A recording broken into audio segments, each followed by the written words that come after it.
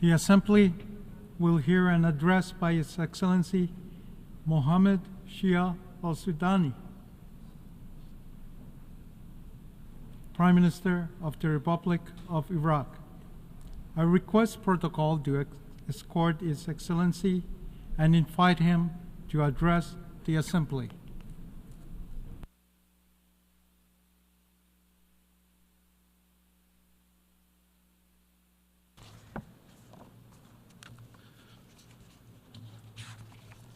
Bismillahir Rahmanir Rahim. In the name of God, the most merciful, the most compassionate, Mr. President of the General Assembly, Mr. Secretary General, ladies and gentlemen, may Allah's God's peace, mercy, and blessings be upon you. The 79th session of the United Nations General Assembly comes in the midst of dangerous circumstances in the Middle East and the world, in which the global international order faces a difficult test that threatens its existence and renders it incapable of achieving the goals for which it was founded. These goals include the maintenance of international security and stability and human rights. Today, we are witnessing precedents in which all international charters and norms are being violated. The international institutions that are supposed to contribute to managing and organizing international relations in a way that enhances peace and stability and advances human relations away from violence and brutal treatment are being neutralized. Important principles such as sovereignty, territorial integrity, multilateral cooperation, the laws of war, humanitarian laws, and the international humanitarian law, and the responsibility to protect and the right to self-determination have all been ignored. The world is being pushed towards full-scale confrontations and conflicts, while the UN Security Council is powerless and without a role. In the absence of this responsibility, alternative mechanisms may be resorted to, and ignoring these institutions threatens to revert international relations to chaos. At the same time, we must not forget to commend some of the courageous positions of some of the figures heading these UN institutions, including the Secretary General of the United Nations, Mr. Antonio Guterres. However, we clearly see, despite great efforts, that there is a lack of effective influence. Putting an end to the violations taking place in Palestine and the region is the responsibility of everyone, particularly the Security Council, which has failed to achieve its most important objective, which is maintaining international peace and security. In occupied Palestine today, we are witnessing a people who are being attacked by an occupying military force, displacing millions without being deterred and killing thousands. There is public talk of mass starvation to exterminate these people and of the use of nuclear weapons to eliminate them by senior officials of the occupying entity without any measures to deter them. The International Committee, nor any of its members, has committed to the responsibility to protect them as mandated in international law. The Palestinian people have been denied the right to live in dignity in a state like all other peoples amid a shameful global paralysis. Rather, criminals are being empowered to persist in, exaggerate, and expand the conflict and attack others by supporting them and ensuring their repeated impunity. We have also witnessed more recklessness that has made international law and Security Council resolutions mere ink on paper, in a series of aggressions against the countries of the region, and the occupation and annexation of territories and the changing of international borders by force against the resolutions of the Security Council. These are dangerous precedents that threaten the entire international system and undermine the foundations of international institutions, resulting in dire consequences for all of humanity. In furtherance of extremism, The occupation invokes Security Council Resolution 1701 as a pretext for aggression against Lebanon.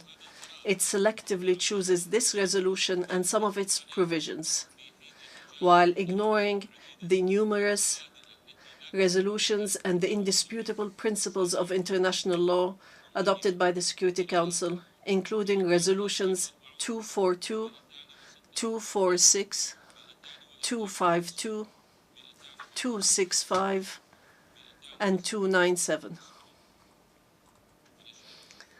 We are witnessing a brutal campaign of indiscriminate killing and the use of technology to carry out bombings remotely without regard for unarmed civilians, in a dangerous precedent that indicates the extent of the involvement of the occupation's government and its indulgence in committing crimes against humanity. Iraq today, through its government and its people, and under the directives of the Supreme Religious Authority, stands with Lebanon and its brotherly people as it faces a new page of brutal aggression that seeks to plunge the region into conflict, which is something we have already warned against. We will continue to provide all possible assistance to overcome the effects of these attacks. Our position is based on a history of cohesion and a well-known Iraqi steadfastness that rejects aggression and occupation and rejects depriving people's right to their land, heritage, and holy sites, and that repeatedly condemns any international support or justification for the aggressor's pretexts. We also note the systematic targeting of international agencies and relief organizations in the occupied territories, and the audacity to harm their personnel, including United Nations agencies and including the United Nations Relief and Works Agency for Palestine Refugees, UNRWA, in Gaza, which is supposed to be protected under international law.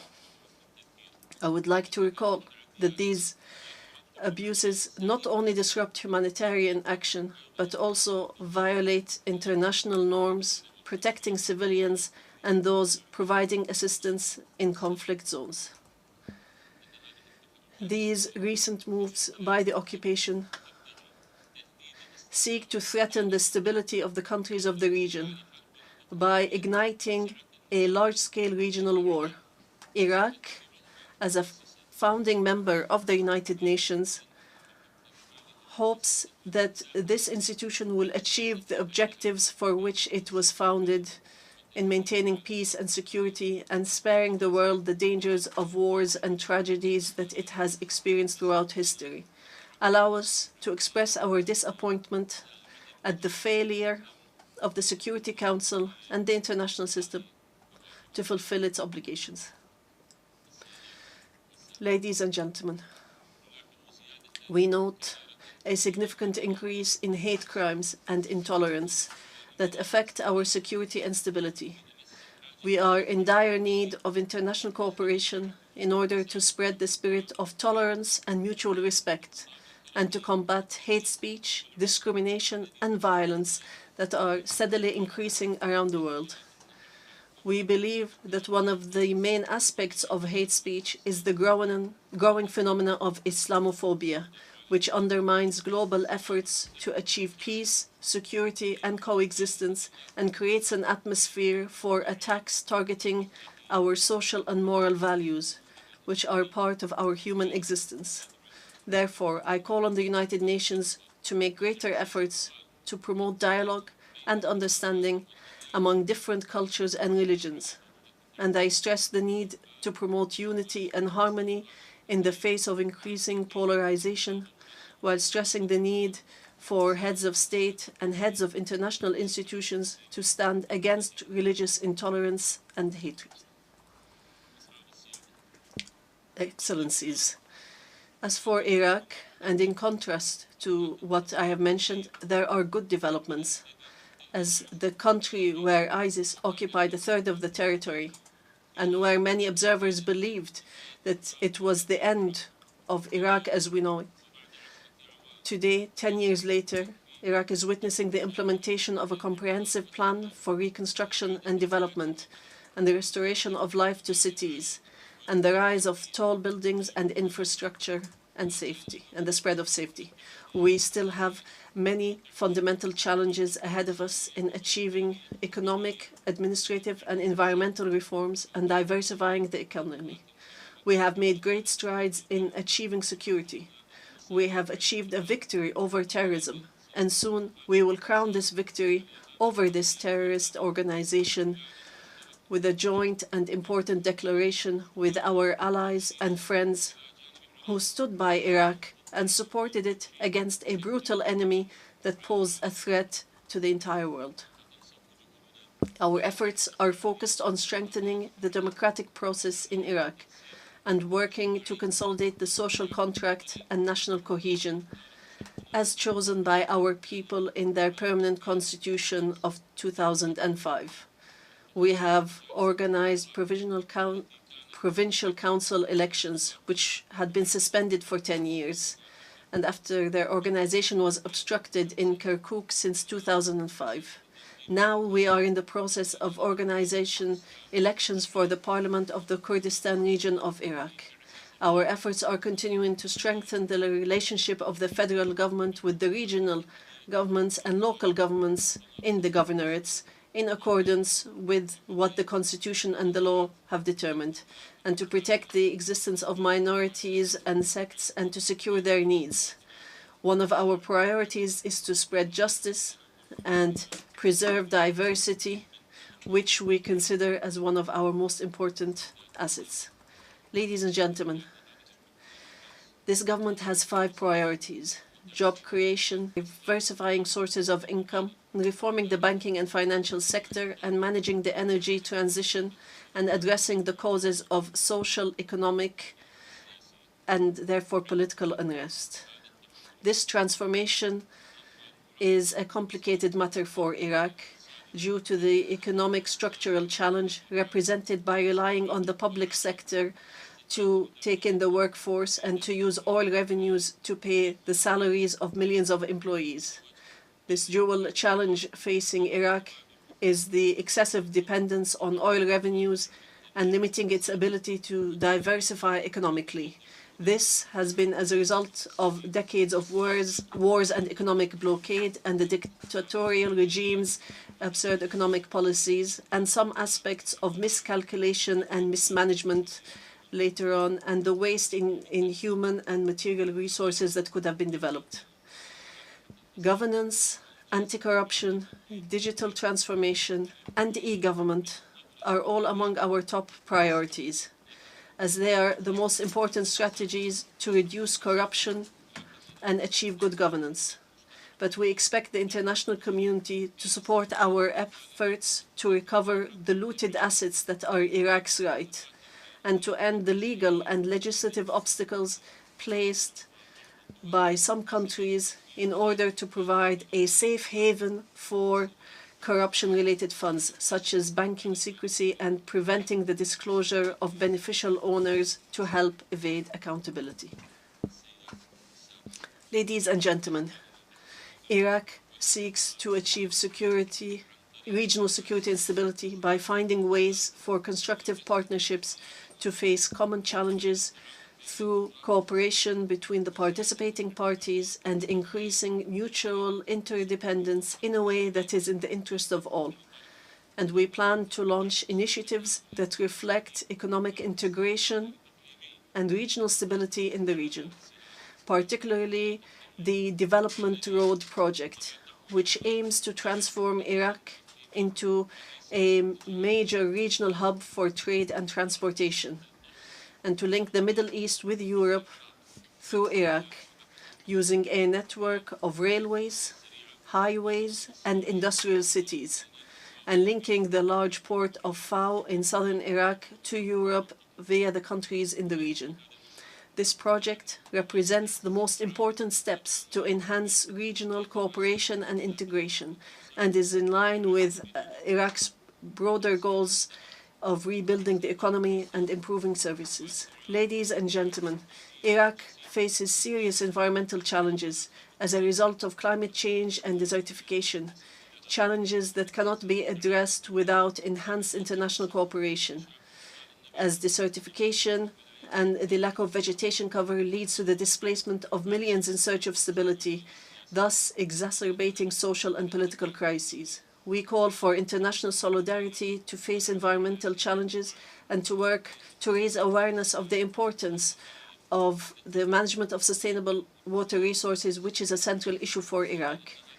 This challenge requires a commitment to the principle of shared and just responsibilities among states, as we face existential challenges related to an acute shortage of water resources, which threatens agriculture and negatively affects the economy and threatens the lives of millions of Iraqis.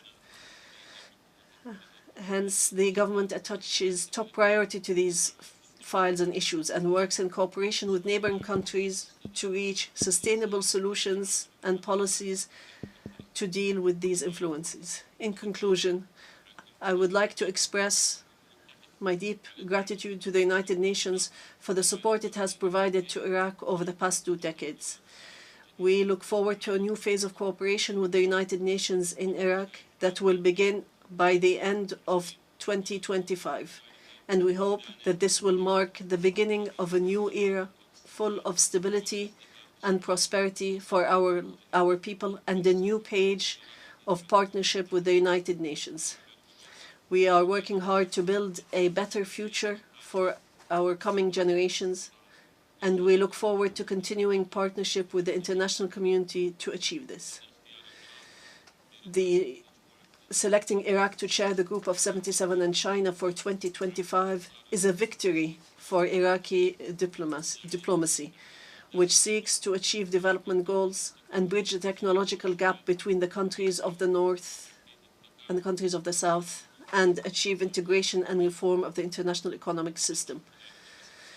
While chairing the largest international group of 134 nations, we look forward to working towards a more stable and just world in which all peoples of the world interact and have development opportunities. In conclusion, our policy puts Iraq, its people, security, sovereignty, and prosperity first. We proceed with confidence to erase the traces of the past, including wars, dictatorships, and terrorism, just as we continue to rebuild Iraq and give it the regional and international status it well deserves. May the peace, mercy, and blessings of God be upon you. On behalf of the Assembly, I wish to thank the Prime Minister of the Republic of Iraq.